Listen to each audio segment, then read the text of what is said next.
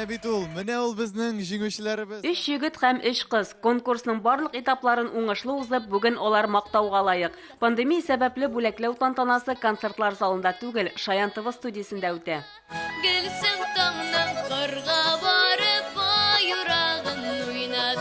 Мин монда икенче елны киләм. Беренче елны миңа бәхет елмаймады.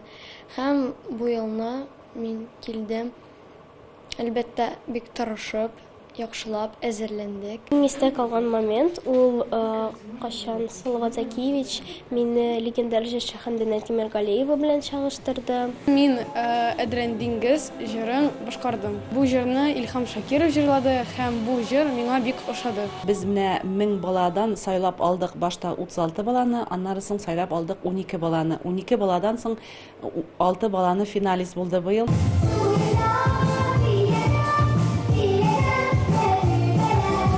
Сейлән балалар телевизион фестивале быел 2нче тапкыр уздырыла. Аның төп максаты татар халык классик эстрада җырларын башкаручы балаларны барлау. Аларга монда вокал, бию, актерлык сталыгы, сәхнәдә үз-үзеңне тоту буенча мастер-класслар да бирелә. Егетләрнең, кызларның шундый моңлы итеп, матур итеп, үзебезнең туган телебездә җырлаулары мине шаккаттырды, сокландырды. Сейлән тапшыруы белән алар үзләренең нәни генә булган иҗатларын безнең зур халкыбызга күрсәтергә ашыксыннар. Сейлән конкурсының телевизион варианты Шаян ТВ каналының туган көнендә 12 ноябрьдә күрсәтеләчәк.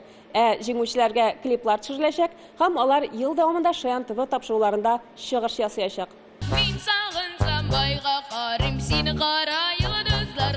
Фестивальнең дәртле һәм матур чыгышларын Шаян ТВ каналында һәр якшәмбе көндезге 12 һәм кичке 5-тә карарга мөмкин. Шулпан Касымова, Вадим Ларионов, Яңа гасыр каналы.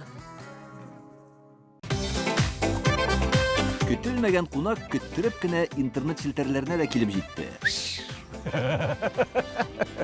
Хәзер бу фильмның барлык серияларын ТНВ.ру сайтында карап була.